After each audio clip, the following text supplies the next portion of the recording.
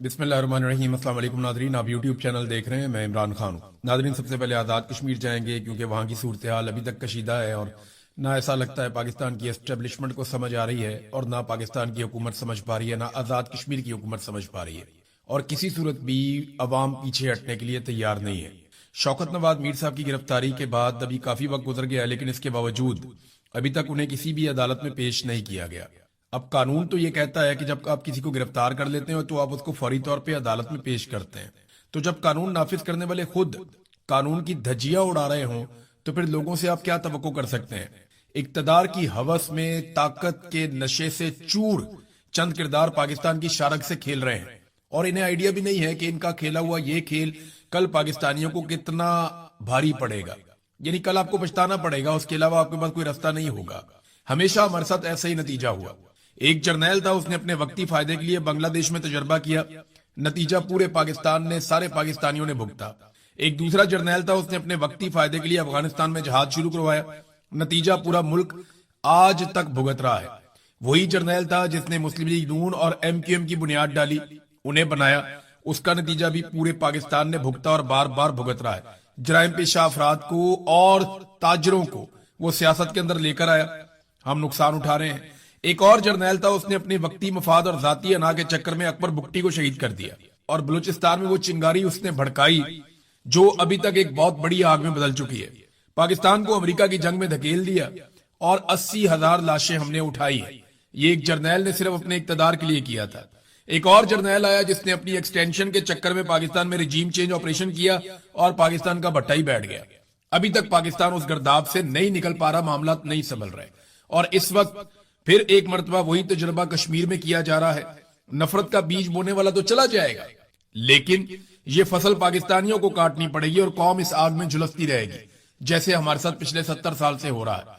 तो किसी को भी समझ नहीं आ रही, कोई होश के नाखून नहीं ले रहा, कोई ये मानने को तैयार नहीं है कि लोगों के भी कोई हुकूक होते हैं। बस बंद कमरों में फैसले करेंगे, हम चीजें मुसल्लत करेंगे, हम जो कहेंगे पाकिस्तान वैसे ही चलेगा क्योंकि हम आसमान से उतर कर आए हैं, हमारा दिमाग शायद ज्यादा काम करता है और अवाम कीड़े मकोड़े, उन्हें कुछ समझ नहीं आ रहा। अब कश्मीर के अंदर नादरीन सूरत-ए-हाल यहां तक नफरत की पहुंच गई है कि बाग जो कश्मीर का इलाका है, इसके जो जनूबी देहात है उनकी मसाजिद में ऐलानात हो रहे हैं। बाकायदा ये सोशल मीडिया पर रिपोर्ट भी हुआ, हमने देखा भी कि वहां मसाजिद के अंदर ऐलान करवाया गया कि नून लीग और पीपल्स पार्टी के जो उम्मीदवार हैं या उनके जो लोग हैं वो हमारे इलाके का रुख ना करें वोट मांगने के लिए, मेहरबानी करके। अब इस लेवल तक नफरत को फैलाया गया, लोग ये चाहते ही नहीं है कि वहां पे कोई वोट मांगने आए। तो पाकिस्तान तहरीक इंसाफ के अंदर भी एक डिबेट चल रही है, एक बहस चल रही है कि पाकिस्तान तहरीक इंसाफ को ये इलेक्शन आजाद कश्मीर का लड़ना चाहिए या नहीं लड़ना चाहिए। लेकिन ये फैसला तो पाकिस्तान तहरीक इंसाफ ने खुद करना है या तहरीक इंसाफ के लोगों ने करना है। सोशल मीडिया पे पाकिस्तान तहरीक इंसाफ के लोग अपनी अपनी राय दे रहे हैं, लेकिन चंद चीजें हैं जो मैं आपके सामने रख देता हूं जो रिकॉर्ड का हिस्सा थी और वो रहेंगी। नंबर 1, पाकिस्तान तहरीक इंसाफ को एस्टेब्लिशमेंट कभी भी आजाद कश्मीर में हुकूमत नहीं बनाने देगी। अभी आपने देख लिया कि उनको बल्ले का निशान मिला और फौरी तौर पे सुप्रीम कोर्ट ने उनसे बल्ले का निशान छीन लिया। आज के दिन में दोबारा वहां पे समाअत भी होनी है। लगता तो नहीं है कि बल्ले का निशान मिलेगा, लेकिन मिलेगा तो इन कंडीशंस के साथ मिलेगा कि आजाद कश्मीर में पाकिस्तान तहरीक इंसाफ को हुकूमत नहीं दी जाएगी। नंबर 2, बल्ले का निशाना उनके पास फिर नहीं है। नंबर 3, इमरान खान पहले ये कह चुके हैं 2008 के इंतखाबात में, जब इमरान खान साहब ने बाइकआउट किया था आम इंतखाबात का, तो इमरान खान साहब ये बार बार उसके बाद कहते रहे कि उनकी जिंदगी में जो सियासी गलतियां हैं उनमें सबसे बड़ी गलतियों में से एक गलती ये थी कि उन्होंने 2008 के आम इंतखाबात का बाइकआउट किया था, जो उन्हें नहीं करना चाहिए था। नवाज शरीफ जिला वतनी में था, 2002 में पाकिस्तान में इंतखाबात हुए, लेकिन नून लीग ने इलेक्शन में हिस्सा लिया और पीपल्स पार्टी ने भी इलेक्शन में हिस्सा लिया। बदतरीन हालात रहे, डिक्टेटर्स रहे, लेकिन इसके बावजूद ये सियासी जमातें इलेक्शनों में हिस्सा लेती रही। अब मामला ये है कि इमरान खान साहब खुद ये कह चुके हैं कि 2008 में इंतखाबात ना लड़ना उनकी एक बहुत बड़ी सियासी गलती थी। नंबर 4, मुझे बेनजीर भुट्टो की एक बात याद आती है। बेनजीर भुट्टो जब जिंदा थी तो आखिरी दफा वो लाहौर आई तो वो जहां जहां गई बतौर रिपोर्टर में वहां साथ साथ जा रहा था। तो बेनजीर भुट्टो कुछ सियासतदानों के साथ बैठी हुई थी और वहां पे कुछ बहस चल रही थी और हम रिपोर्टर भी वो बातें सुन रहे थे। तो मुझे उनका एक जुमला याद है बेनजीर का, उन्होंने कहा था कि जहां भी पाकिस्तान में पीपल्स पार्टी का एक भी वोटर मौजूद होगा हम उसे तीर का निशान जरूर देंगे। यानी उन्होंने कहा कि किसी जगह में अगर हमें सीट नहीं भी मिलती तो हमें अपना उम्मीदवार जरूर खड़ा करना है हर जगह पे इलेक्शन में, ताकि हमारा कोई एक भी सपोर्टर वहां पे है तो उसे बैलेट पेपर के ऊपर तीर का निशान मिले और उसके ऊपर वो ठप्पा लगाए। ये बेनजीर भुट्टो की सोच थी।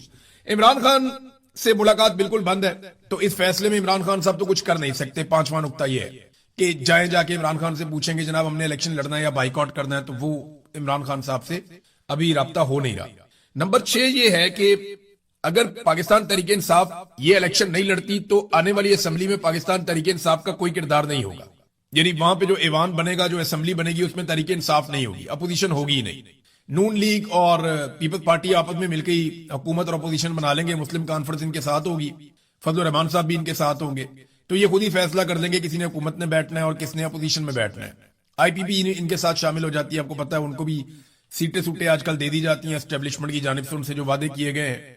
तो मामला यह है कि असेंबली बिल्कुल खाली हो जाएगी, तो उसमें अमली तौर पे अपोजिशन नहीं होगी अगर पाकिस्तान तहरीक इंसाफ बिल्कुल ही इस ऐवान के अंदर शामिल नहीं होती। दूसरी एक और बात है कि क्या पाकिस्तान तहरीक इंसाफ बाइकआउट करती है तो इससे एस्टेब्लिशमेंट को कोई फर्क पड़ेगा? तो इसमें एस्टेब्लिशमेंट को कोई फर्क नहीं पड़ेगा। हालांकि ये इलेक्शन लेजिटिमेट नहीं होंगे। अगर तहरीक इंसाफ बाइकआउट करके इस इलेक्शन से बाहर चली जाती है तो फर्क तो पड़ना चाहिए, लेकिन अमीर तौर पे एस्टेब्लिशमेंट इतनी ढीठ हो चुकी है कि उन्हें इससे फर्क ही नहीं पड़ेगा। वो बड़े आराम से आपस में खेल कूल के नूरा कुश्ती करके एक आधी हुकूमत बना के कठपुतली वो बिठा देंगे। तो अवाम की इलेक्शन में दिलचस्पी तो खत्म हो जाएगी बिल्कुल ही, जब पाकिस्तान तहरीक इंसाफ भी बाहर होगी, इलेक्शन ही मुतनाज़ हो जाएगा। मगर जो मौजूदा मुसल्लत रजीम है या एस्टेब्लिशमेंट है, उन्हें इससे कोई फर्क नहीं पड़ेगा, बिल्कुल कोई फर्क नहीं पड़ेगा। अब पाकिस्तान तहरीक इंसाफ जो है वो कायमा कमेटियों वगैरह से भी बाहर निकली, पार्लिमानी कमेटियों से बाहर निकली, तो उसका नुकसान ये हुआ, लेकिन उसका फायदा भी हुआ कि बहुत सारे लोग जो है उनकी तवज्जो उधर ही पड़ गई थी। उनको लग रहा था वो कारोबारी मुमलिकत चला रहे हैं और वो बिल्कुल भूल भाल गए थे हर चीज को, पूरा फोकस ही उधर हो गया था। अब इमरान खान साहब ने तो हटाया था इसलिए कि जरा पॉलिटिकल साइड पे आओ, लेकिन वहां अब हुकूमत जो भी कानून साजी करती है उसके बारे में पता ही नहीं चलता पाकिस्तान तहरीक इंसाफ को।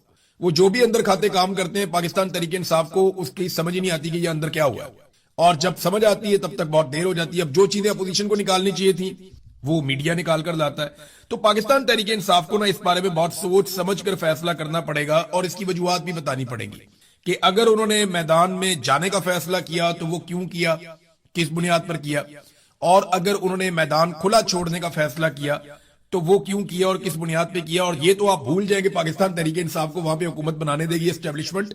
अभी तक तो ऐसा कोई इम्कान नहीं है कि फ्री एंड फेयर इलेक्शन वहां पे हो। आजाद कश्मीर में जो लोग हैं वो बहुत गुस्से में हैं, खासतौर पे शौकत नवाज मीर की गिरफ्तारी के बाद। यहां ओवरसीज पाकिस्तानियों ने बड़े पैमाने पर एहतजाज की तैयारी कर ली है और वो एतवार के रोज एक बड़ा एहतजाज करने वाले हैं बरतानिया के शहर लंदन में। तो मुझसे जिन दोस्तों ने राब्ता किया उन्होंने कहा जी आप अपने प्रोग्राम में भी बताएं ताकि लोग बड़े पैमाने पर इस प्रोग्राम के अंदर शिरकत करें। तो अब उम्मीद यह है कि लंदन में बहुत बड़े पैमाने पर लोग आएंगे और एहतजाज करेंगे।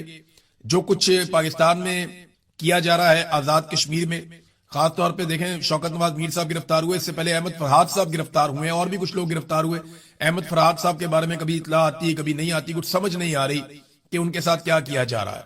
और रजी ताहिर साहब का तो शुक्र है कि वो जुडिशियल हो गए हैं और उम्मीद की जा रही है कि अब जल्दी उनकी बेल हो जाएगी तो मामला शायद हल हो जाए। सरदार अमान कश्मीरी ने एक स्टेटमेंट दिया रावलाकोट के धरने में। उन्होंने कहा जी कि इंतखाबात का तरीकेकार अपनाओ, हमें यह हरगिज कबूल नहीं है कि 12 चोर उस पार से लाओ, 12 चोर इस पार से लाओ और फिर हुकूमत बना लो। यानी वो ये कहते हैं 12 बंदे आप उधर से अपने जितवा लेते हैं, 12 सीटें आप यहां पे इधर उधर से करके पूरी कर देते हैं और फिर अपनी हुकूमत आप बना लेते हैं। अवाम को वोट देने और अपने नुमाइंदे मुंतखब करने का हक दिया जाए। नून लीग का तरीके आजादी कश्मीर से क्या ताल्लुक है? नून लीग हमें यह ना बताए कि तरीके आजादी क्या है। ना राणा सनाउल्लाह की यह औकात है कि वो हमें तरीके आजादी कश्मीर का दर्स दें और ना ही ख्वाजा आसिफ की यह हैसियत है कि वो इस जद्दोजहद पर हमें कोई लेक्चर दें। इनका तहरीके आजादी कश्मीर से कोई ताल्लुक नहीं है। वैसे यहां पे पीपल्स पार्टी के ऊपर तो कोई तनकीद नहीं की और पीपल्स पार्टी नरम नरम स्टेटमेंट्स भी दे रही है।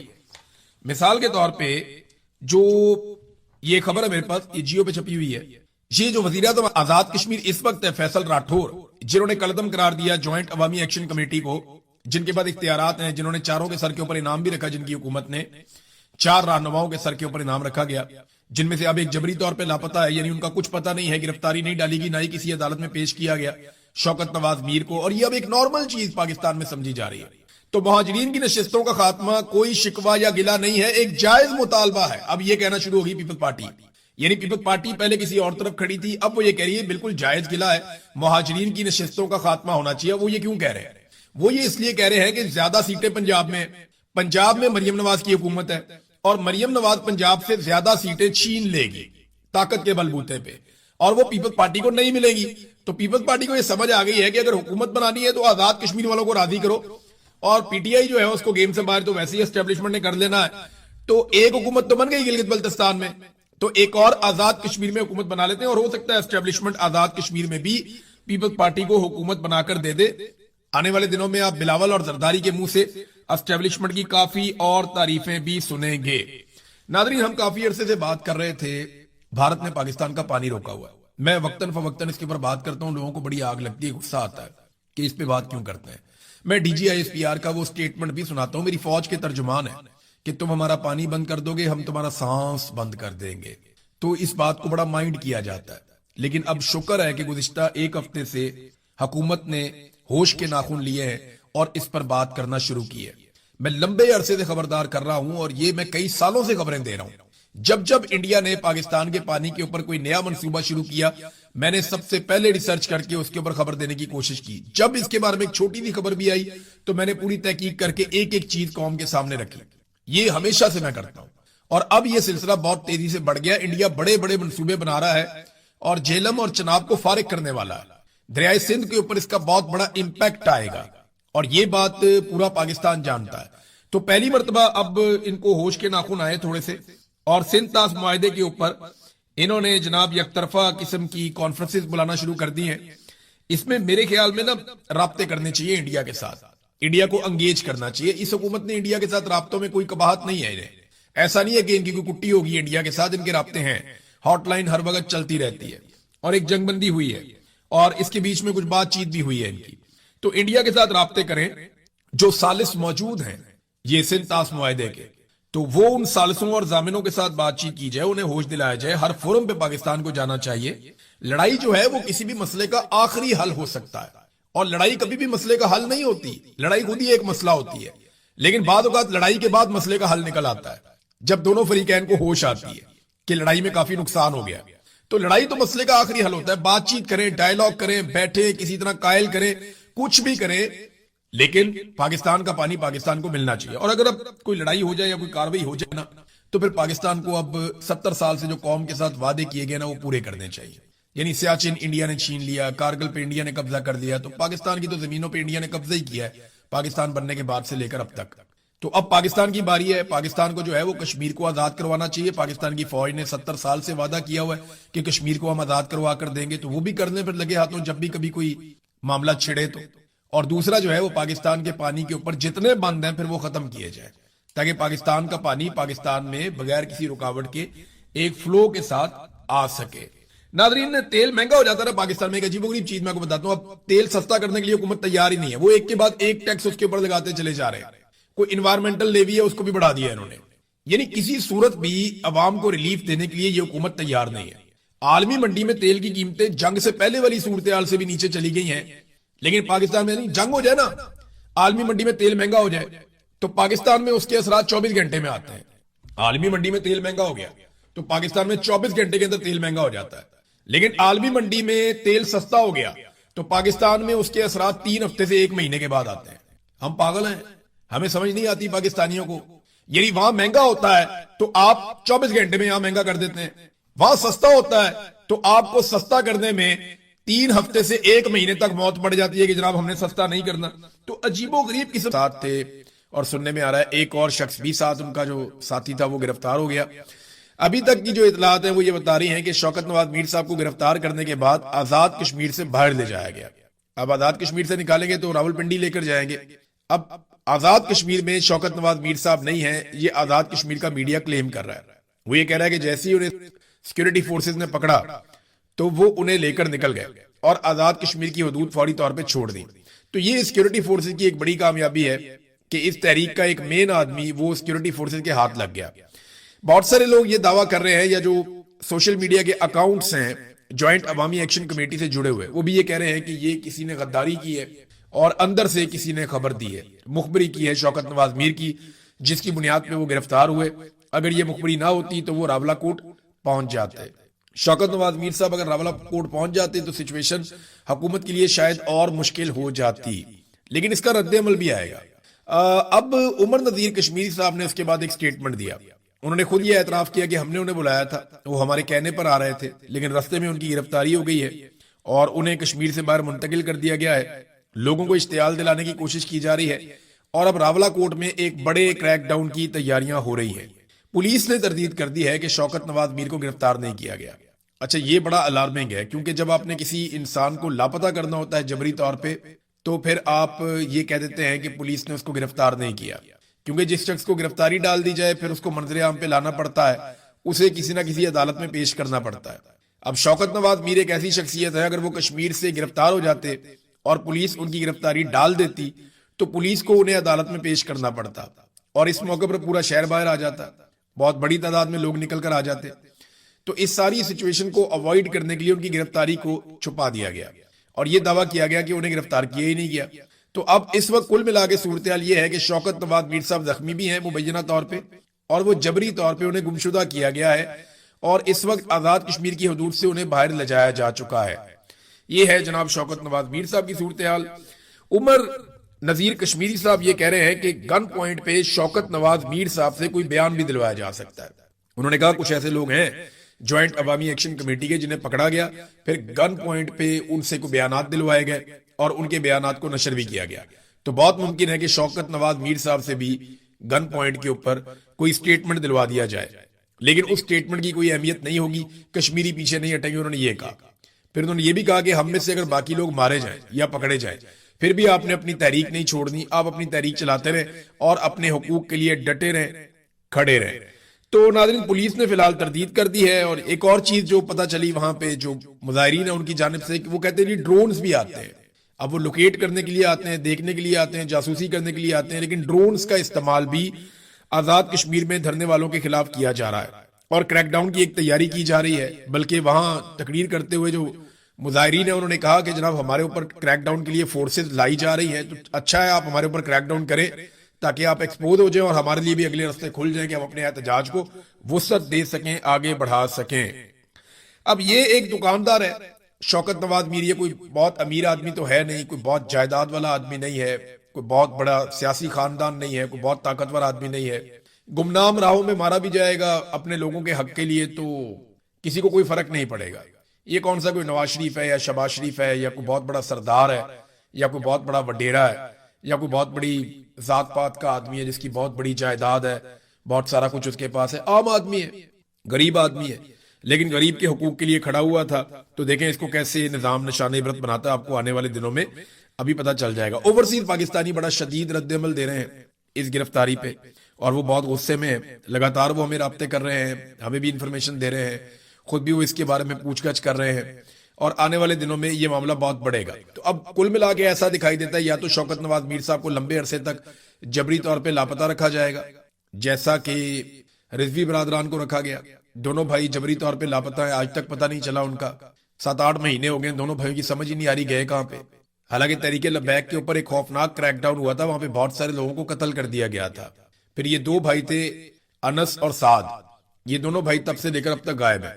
یا تو اس طرح غائب کر دیا جائے گا، یا پھر جو میں نے آپ کو بتایا تھا کہ اسٹیبلشمنٹ سے جن لوگوں کی ملاقات ہوئی، اسٹیبلشمنٹ نے ایک آفیسر نے ان لوگوں کو یہ کہا کہ یہ 4 لوگ تو اب نہیں بچتے، ان کے تو آرڈر آ گئے اور ان 4 لوگوں کو تو مارا جائے گا۔ ایک ان میں مہران ہے، ایک عمر نذیر ہے، ایک اور ہے، ایک شوکت نواز میر ہیں۔ تو ان کے بارے میں یہ دعویٰ کیا گیا تھا کہ ان کو مار دیا جائے گا۔ ان کے چاروں کے سروں کے اوپر جو ہے وہ 1-1 کروڑ روپے کا انعام بھی رکھا گیا ہے۔ تو اب دیکھنا یہ کہ کیا کیا جاتا ہے۔ شوکت نواز میر صاحب فی الحال تو ان کی زندگی جو ہے ان لوگوں کے ہاتھ میں ہے جنہوں نے انہیں پکڑ لیا۔ انہوں نے فیصلہ کرنا ہے کہ جبری طور پہ لاپتہ رکھنا ہے لمبے عرصے تک، یا شوکت نواز میر صاحب کی جان کو نقصان پہنچانا ہے، یا ان سے کوئی سٹیٹمنٹ جاری کروانا ہے۔ یہ فیصلہ تو پھر وہی لوگ کریں گے جن کے ہاتھ میں وہ ہتھے جن کے وہ چڑھ گئے ہیں۔ اوورسیز پاکستانی کافی شدید اس کے اوپر رد عمل بھی دے رہے ہیں۔ عمران خان صاحب کی بہنوں کی ناظرین ایک مرتبہ پھر ملاقات نہیں ہو سکی، علیمہ خانم اور نورین نیازی۔ انہوں نے بار بار جا کے پولیس کو بھی بتایا وہاں پہ کہ جناب ہم آ گئے ہیں، جیل کی انتظامیہ کو بھی بتایا کہ ہم آ گئے, نورین نیازی کی ملاقات کی بات کی گئی تھی, آپ اندر سے پوچھ کے ان کی ملاقات کروا دیں, لیکن عمران خان کی بہن نورین نیازی کی بھی ملاقات نہیں کروائی گئی. اب یہ دعویٰ کہاں سے آیا؟ یہ علیمہ خانم نے بالآخر سچ بول دیا. انہوں نے کہا جی جس دن ہم 26 نمبر کے اوپر احتجاج کر رہے تھے اور ہمارے ساتھ کچھ اراکین اسمبلی بھی موجود تھے, خیبر پختونخوا سے بھی کچھ لوگ آئے ہوئے تھے, اور وہاں پہ ہمیں 26 نمبر پہ روکا گیا تھا. اس دن محسن نقوی نے رابطہ کیا تھا بیرسٹر گور سے, اور بیرسٹر گور نے ہمیں بتایا تھا کہ جی محسن نقوی یہ کہہ رہا ہے کہ آپ ایک درخواست لکھ دیں سپرنٹینڈنٹ آف جیل کو, نورین نیازی صاحبہ, تو ہم نورین نیازی صاحبہ کی ملاقات کروا دیتے ہیں عمران خان صاحب سے. جس پہ وکلا نے اس وقت کہا کہ درخواست لکھنے کی کوئی ضرورت ہے نہیں, کیونکہ عمران خان صاحب سے ملاقات کروانے کے لیے ہائی کورٹ کے لارجر بینچ نے ایک حکم نامہ جاری کر رکھا ہے, تو عدالتی احکامات موجود ہے, کوئی درخواست کی ضرورت نہیں, آپ ملاقات کروائیں. تو تب سے لے کر اب تک ملاقات نہیں کروائی گئی. مجھے لگتا ہے کہ ٹائم گیننگ ٹیکٹس تھا کہ تھوڑا سا وقت حاصل کیا جائے, تھوڑا بجٹ پاس کروا لیا جائے. خیبر پختونخوا پہ دیکھیں بجٹ پاس ہو گیا خیبر پختونخوا کا بھی, اور وہ کہہ رہے تھے کہ ہم بجٹ کے ذریعے سے دباؤ ڈالیں گے. یہ بڑی کمزوری تھی, مجھے ایسا لگتا تھا کہ بجٹ کے ذریعے دباؤ ڈالنا تو بہت کمزوری ہے, اتنی بڑی پولیٹیکل پارٹی ہے, اتنے طاقتور لوگ ہیں, بجائے کہ یہ بہت بڑی ایک تحریک کھڑی کرتے, نوجوانوں کو ساتھ جوڑتے. بے شمار نوجوان ہیں, وہ تحریک کھڑی کر سکتے ہیں. نوجوان تنگ بھی بہت ہیں, بے روزگاری بہت بڑھ گئی ہے, غربت بڑھ گئی ہے, معیشت تباہ و برباد ہو گئی ہے, مہنگائی بہت بڑھ گئی ہے, لوگ تنگ آئے پڑے ہیں, کسان ہو جائے, ٹریڈ یونینز ہو جائے, مزدور ہو جائے, محنت کش کوئی بھی ہو جائے, سارے طبقات ہی پریشان ہیں, سرکاری ملازمین پریشان ہیں.